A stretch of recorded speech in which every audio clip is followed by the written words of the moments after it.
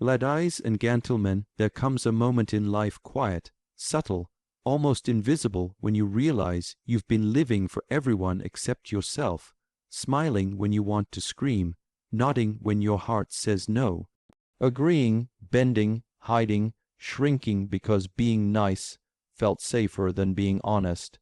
But here's the truth they never taught you. Being nice is not the same as being good. Niceness is a mask, a shield, a performance. So let me ask you, are you being kind, or are you just afraid? If that question makes you uncomfortable, don't look away. That discomfort is the beginning of power. Today, we're not just going to talk, we're going to confront the cost of living a life that pleases others and betrays yourself. By the end of this, you may not be liked more, but you'll walk out free. So stay with me. You've spent long enough trying to be the nice one. Now, let's find out who you really are. Being nice is often about pleasing others at the cost of yourself.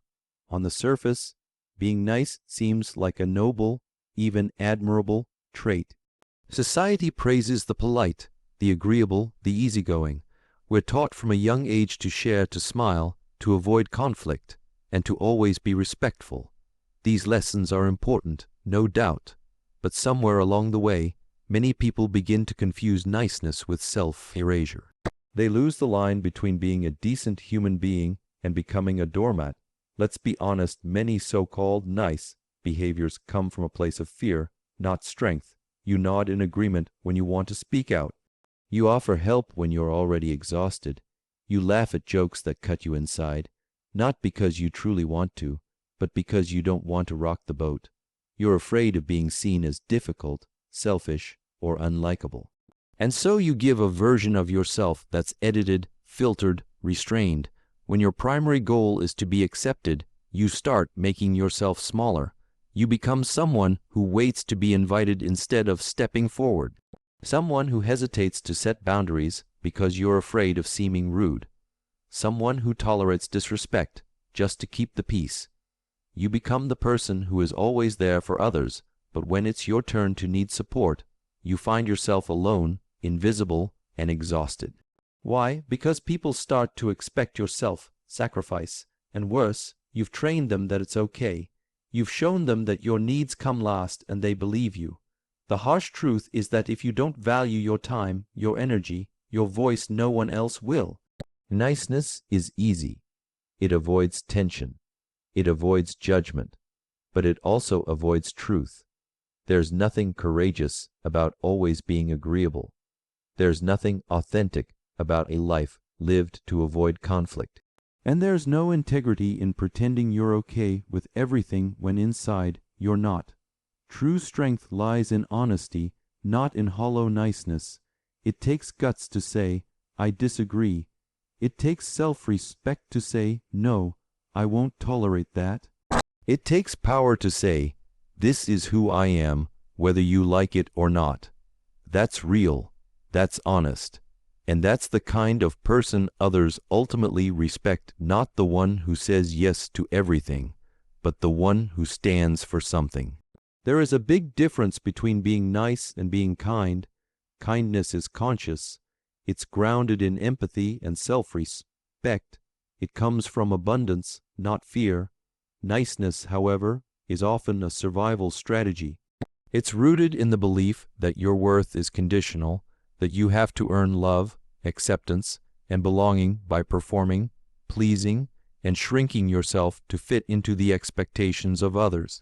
But here's a radical truth. You don't owe anyone your silence. You don't have to be agreeable to be good.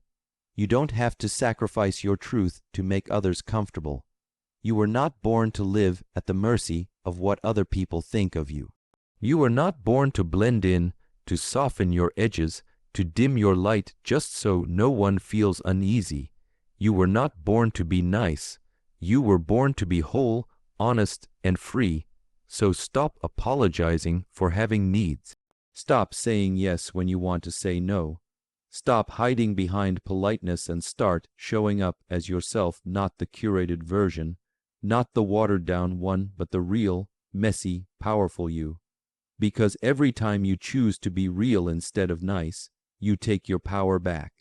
Every time you speak your truth instead of staying silent, you reclaim your life. And the world doesn't need more nice people, it needs more authentic ones. People who are brave enough to be kind and firm, compassionate and clear, loving and honest. So stop being the nice person, be the real one, and watch how everything changes. Niceness can be rooted in fear of rejection, fear of conflict, fear of not being liked. For many, being nice isn't really a choice, it's a defense mechanism. It's something you learned early, maybe without even realizing it. You discovered that if you smiled, stayed quiet, didn't argue, and made yourself agreeable, people would accept you. You wouldn't be yelled at. You wouldn't be left out. You wouldn't be criticized. So you kept doing it not because it felt good, but because it felt safe. Fear has a quiet way of shaping us. It tells you to keep the peace even when your values are being compromised. It whispers, "Don't make a scene." When someone crosses a boundary, it convinces you that silence is smarter than honesty. So you hold back, you hold in, you bite your tongue, you overthink every word, every action, trying to predict how others will react. And in doing so, you give them the power to define who you are allowed to be. What starts as self-protection becomes self-suppression. You're afraid that if you stop being nice, people will stop liking you, that you'll lose friends, opportunities, or even your sense of belonging. And maybe you're right, some people might walk away. But here's the hard truth. If your relationships depend on you constantly pleasing others and never showing your true self, then those relationships are built on fear, not love. You can only be loved for who you truly are if you're willing to show who you truly are. And that requires courage, not niceness. Think about how many times you've said yes when you meant no, not because you wanted to help, but because you were afraid to disappoint. How many times have you agreed with something you didn't believe in, just to avoid confrontation? How often have you laughed at things that hurt, stayed silent when you should have spoken up, or apologized for things that weren't your fault, all because you were scared of how someone might react? This fear-based behavior is exhausting. It keeps you in a constant state of performance. You're not living, you're managing impressions, controlling reactions, editing yourself so carefully that you eventually forget who you even are underneath it all. You become so used to avoiding rejection that you start rejecting yourself. You sacrifice authenticity for acceptance. But here's what fear never tells you: the more you hide, the lonelier you feel. You may be surrounded by people, but if you're always playing a role, they're connecting with the mask, not you. You might be liked, but you won't feel seen. You might be included, but you won't feel valued. Because deep down you'll always know they don't know the real you. Living in fear of not being liked keeps you from stepping into your full power. It keeps you from using your voice, setting your standards, and pursuing what truly matters to you. Every time you hold back out of fear, you reinforce the idea that other people's comfort is more important than your truth, that their approval is more valuable than your integrity, that being liked is better than being free. But the truth is, the people who matter, the ones who truly belong in your life, they don't need you to be perfect. They don't need you to be agreeable at all costs. They need you to be honest, real, human. They will respect your no, not just your yes. They will value your boundaries, not take advantage of them. They will appreciate your truth, even if it's uncomfortable. Fear teaches you to be nice, so you won't be abandoned. But in that process, you abandon yourself. The way out of this is not through more people pleasing, it's through courage, the courage to speak up even when your voice shakes, the courage to take up space, to disagree, to walk away from people who only accept the edited version of you. It's about choosing self-respect over social comfort. You are not here to be palatable to everyone. You are not here to be liked by everyone. You are here to live fully boldly in alignment with your truth. That will make some people uncomfortable. Let it. That discomfort isn't your problem, it's their growth. So if you've been living in fear, constantly trying to be the nice one, it's time to stop. Not because you want to be mean or selfish, but because fear has no place in a life that's meant to be authentic. You don't need to be liked by everyone. You need to be you without apology, without fear. Because that's where real strength begins. People-pleasing dilutes authenticity and weakens boundaries. It starts subtly. You tell yourself you're just being helpful, kind, thoughtful. You go out of your way to avoid disappointing others. You say yes when you're exhausted. You offer to do things that you don't really want to do. You stay quiet when something bothers you, telling yourself it's not a big deal. You make little compromises not out of love or generosity, but out of a fear of being judged, disliked, or left out. At first, it seems like you're just being a good person, but over time, you begin to lose something important: yourself. People-pleasing is the act of molding yourself to fit into what you think others want or need from you. You become hyper, aware of their moods, their expectations, their desires, and slowly, you shape your words, your actions, even your identity to avoid causing discomfort or rejection. The more you do this, the more your true self becomes buried under layers of performance and pretense. You start asking yourself questions like, will they be upset if I say no? What if they think I'm selfish? What if I disappoint them? And with each question, you shift a little more. You give a little more.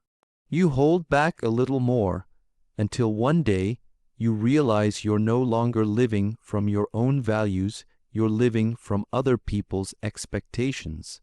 And when that happens, your boundaries start to dissolve. You stop protecting your time, your energy, your emotional well-being. You tolerate disrespect. You endure overcommitment. You accept things you don't deserve not because they're okay, but because standing up for yourself feels too risky. You tell yourself, it's easier this way, but it's not easier, it's heavier. It wears you down day by day. Without clear boundaries, you become resentful. You may still smile on the outside, but inside there's tension, frustration, and a growing sense that something is off. That's because something is off. You're betraying your own needs to serve others.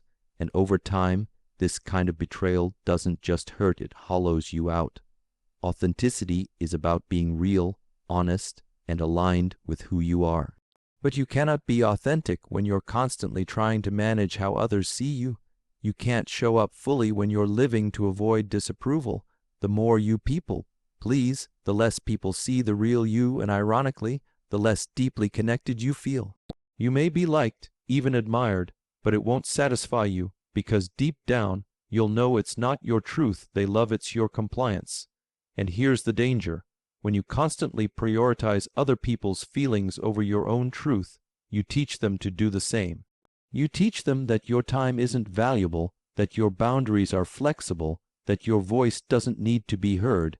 You train them to expect your silence, your sacrifice, your self-erasure.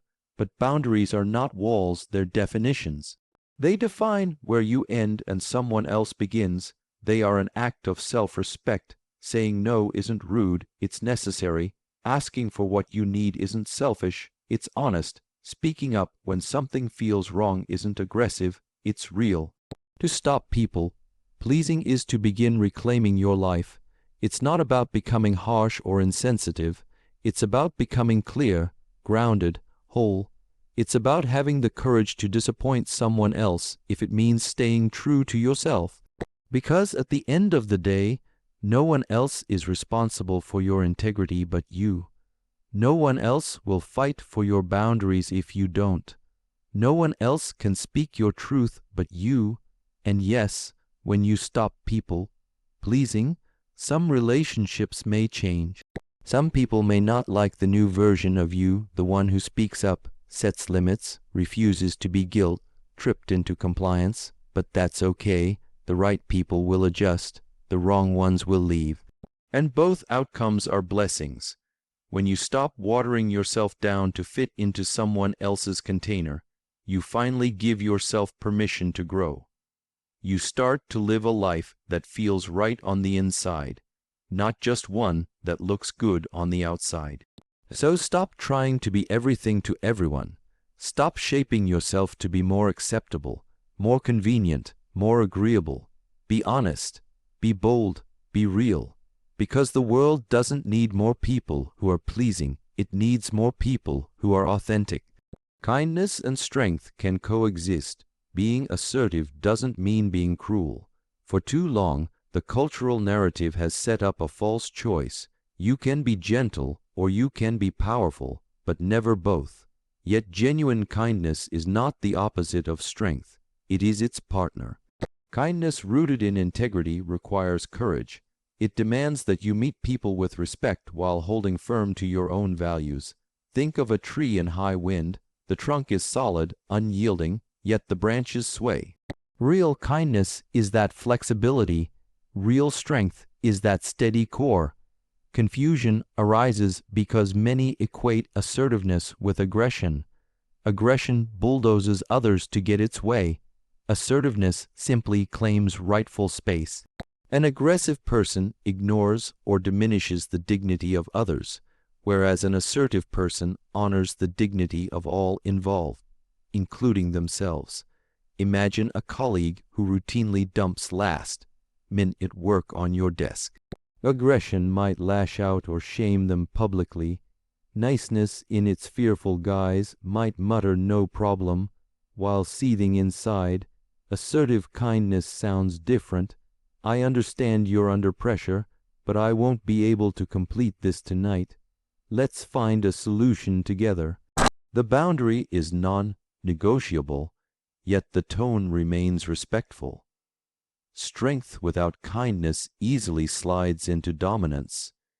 It uses volume, rank, or intimidation to bend others. That may look effective in the short term, but it breeds resentment, resistance, and eventual collapse of trust. In contrast, strength tempered by kindness can say hard things in a way that people can hear. It can deliver truth without humiliation. Think of the best mentors or leaders you've known. They challenged you, pushed you to grow, and called out your blind spots, yet you never felt belittled. Their feedback landed because it was wrapped in genuine care. That is the alchemy of kindness and strength working together. Conversely, kindness without strength becomes enabling. It says yes when it means no, tolerates disrespect, or cushions others from the consequences of their choices. That kind of kindness is ultimately unkind because it keeps people, including you, stuck in unhealthy patterns. Your friend who always borrows money and never repays doesn't need another loan. They need you to kindly but firmly say, I care about you, and I'm not able to lend you any more. This boundary is not a punishment. It's an invitation to responsibility for both parties. Cultivating this balance begins internally.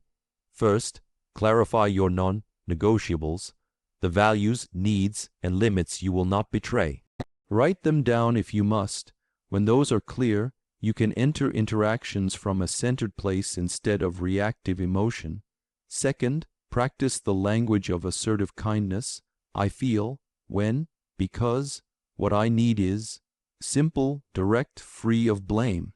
Third, stay present to the humanity of the other person. They too carry fears, stories, and wounds. Recognizing that does not weaken your stance.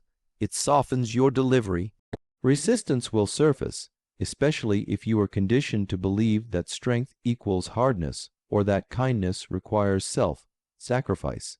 Expect discomfort when you first start saying no, asking for clarity, or voicing dissent. Some will accuse you of being difficult. That is the soundtrack of their unmet expectations, not proof you're doing something wrong. Keep listening to the quieter evidence, your lowered resentment, your steadier energy, your deeper self-respect, and the surprising gratitude from people who receive your clear honesty. Over time, kindness fused with strength becomes a way of being. It shows up in small gestures, returning a mistaken extra amount of change to a cashier, but doing so without condescension, offering a seat to someone on the bus, yet politely declining if they insist you keep standing out of politeness. It appears in larger arenas too. Activists who fight injustice without dehumanizing opponents, parents who discipline with warmth, partners who disagree passionately yet never abandon mutual regard. Ultimately, living at this intersection liberates both you and others.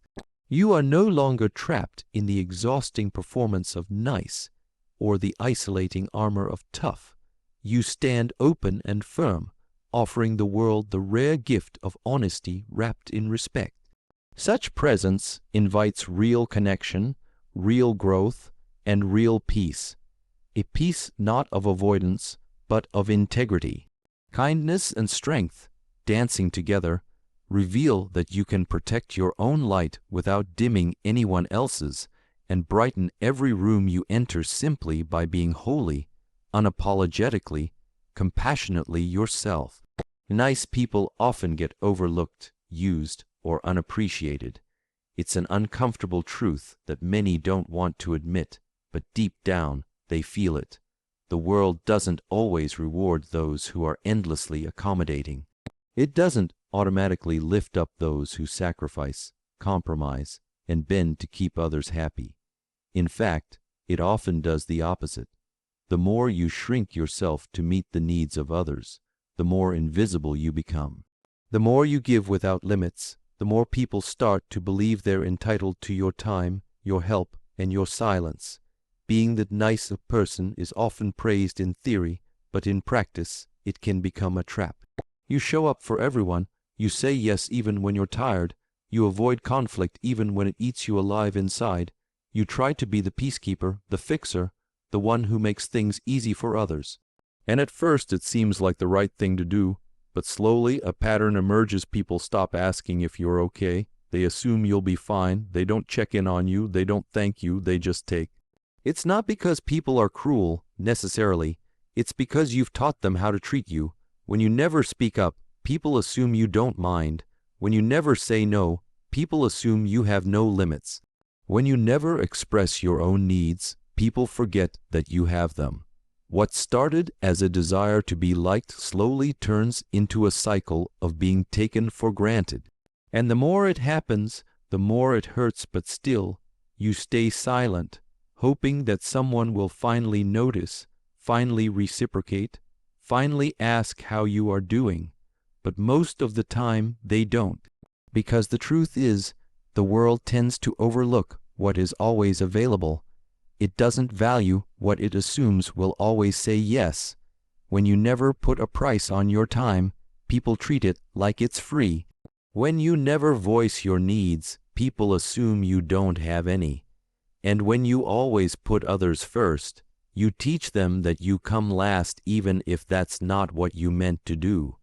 Being nice becomes a shield, a role you play in the hope that it will lead to love, respect, appreciation.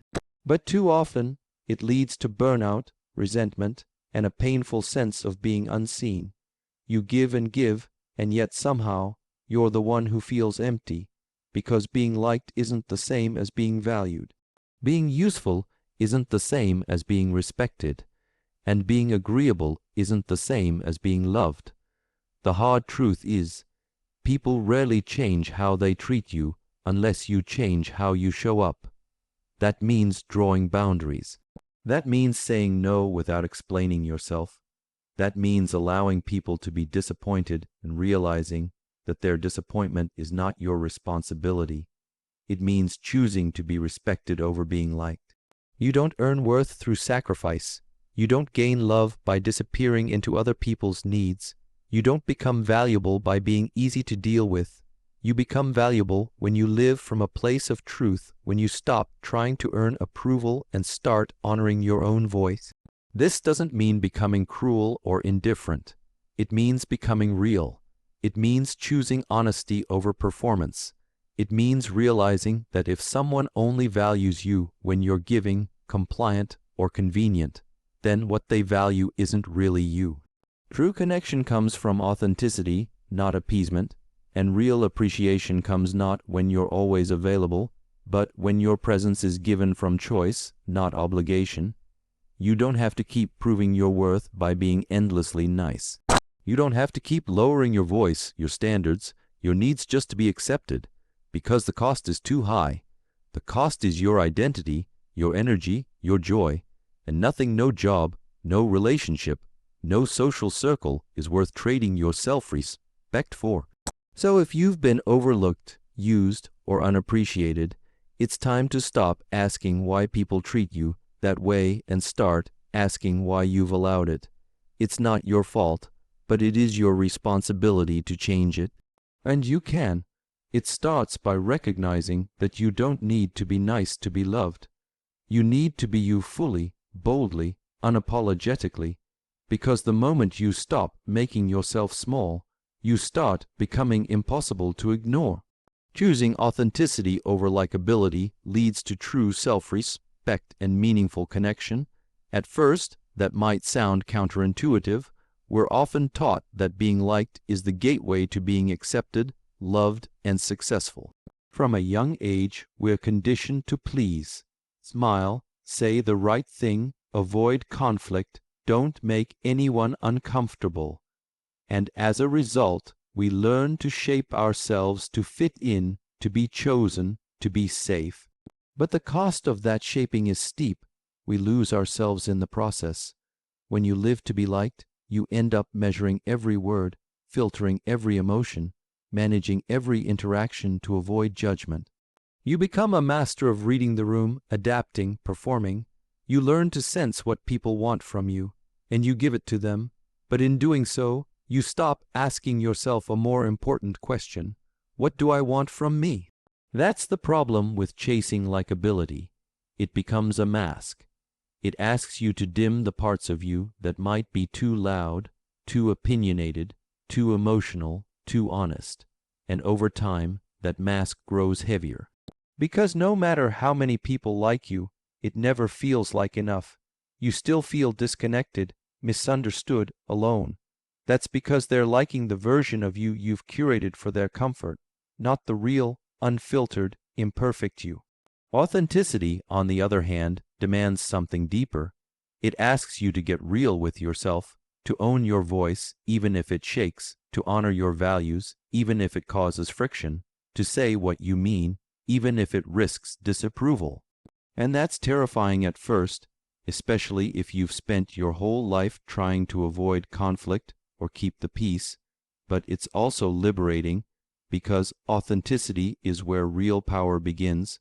The moment you stop trying to be liked by everyone is the moment you start truly liking yourself.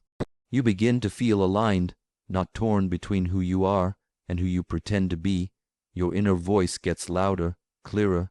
You start to make choices that feel right, not just acceptable. And with that comes a deeper kind of confidence, not the kind that relies on external validation, but the kind that comes from integrity, from knowing you're living your truth. It's in that space of authenticity that the most meaningful connections are born. Because when you show up as your whole self, you give others permission to do the same. You stop attracting people who only love your performance, and you start attracting people who love your presence. People who value your honesty, your courage, your humanity. Not because you agree with them all the time or make life easy for them, but because you're real, and real is rare. Real is magnetic, of course. Not everyone will like the real you. Some people will pull away when you stop people-pleasing. Some will criticize, judge, or walk away. Let them, because the people who can't handle your authenticity are not your people. They were drawn to your mask, not your essence. And the sooner they exit your life, the sooner you make room for the relationships that are actually meant for you. Choosing authenticity isn't about being defiant or dramatic. It's not about being unkind. It's about honoring your own worth, even if it makes others uncomfortable. It's about realizing that you don't need to shift to be lovable. You already are, and anyone who makes you feel like you need to shrink to stay in their life isn't giving you love. They're giving you conditions. So, stop chasing likability. Stop apologizing for your truth. Stop making yourself smaller just to make others more comfortable. The world doesn't need another agreeable, polished, quiet version of you. It needs the real you, the one who speaks up, stands tall, owns their boundaries, and refuses to settle for surface-level connection. Because at the end of the day, being liked is fleeting.